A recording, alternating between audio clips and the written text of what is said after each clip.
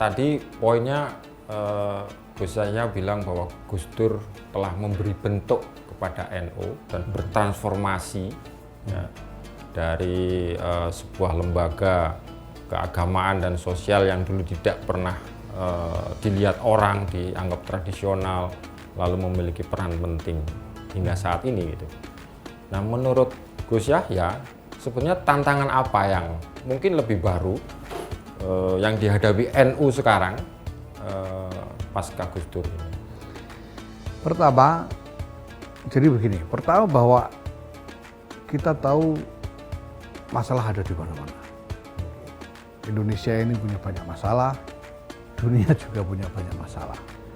Dan sebetulnya NU ini punya modal untuk berkontribusi bagi pemecahan masalah. Bagi proses, paling tidak bagi proses untuk mencari jalan keluar dari masalah-masalah. Ini masalah-masalah yang mendasar, masalah tentang konstruksi sosial politik, masalah tentang tatanan, masalah tentang format peradaban secara keseluruhan. Nah, NU punya modal untuk itu sebetulnya.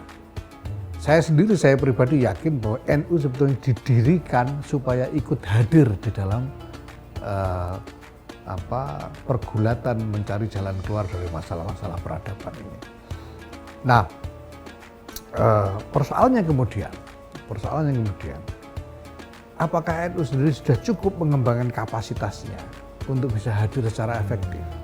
Nah, ini yang harus dipikirkan oleh kader-kader NU, oleh para aktivis NU.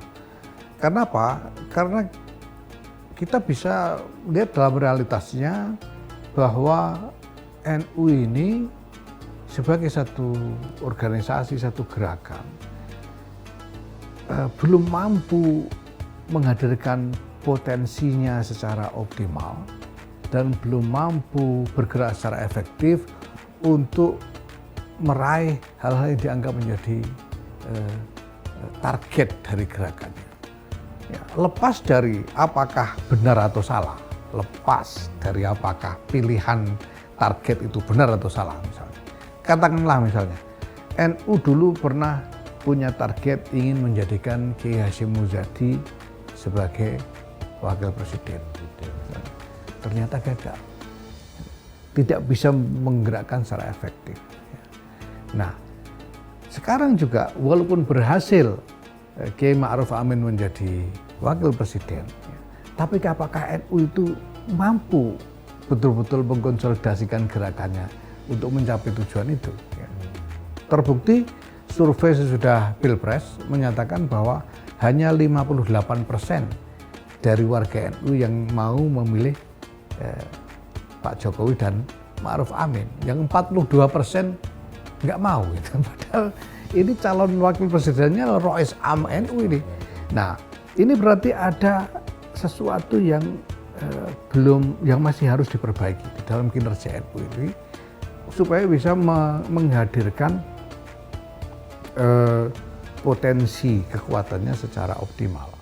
Nah, persoalan berikutnya tentu adalah untuk apa potensi ini? Untuk apa potensi ini?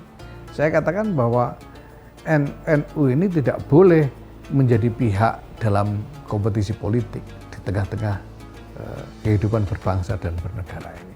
Kenapa? Karena itu nanti akan pertama akan mereduksi peran NU sendiri. Yang kedua juga menurut saya tidak fair untuk bangsa ini. Tidak fair untuk bangsa ini. Karena NU ini orang yang mengaku NU, ini lagi-lagi menurut survei, ini sudah lebih dari 50% seluruh populasi muslim di Indonesia.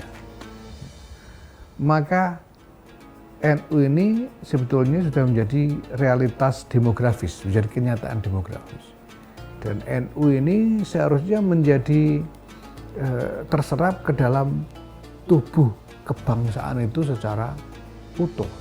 Jangan sampai lalu NU menjadi pihak berhadapan dengan yang lain. Karena resikonya akan terjadi polarisasi. Kalau NU berkonsolidasi untuk katakanlah menghadapi, menantang pihak lain, negara ini bisa pecah. Karena NU ini separuhnya NU. Nah, maka saya ingin mengusulkan supaya NU ini mengambil posisi betul-betul sebagai penyangga keutuhan bangsa. Peran politik yang harus dijalankan oleh NU adalah peran politik untuk memelihara keutuhan bangsa. Nah, itu membutuhkan konsolidasi yang kuat di dalam organisasi NU itu sendiri. Dan ini membutuhkan strategi transformasi tersendiri untuk sampai ke sana.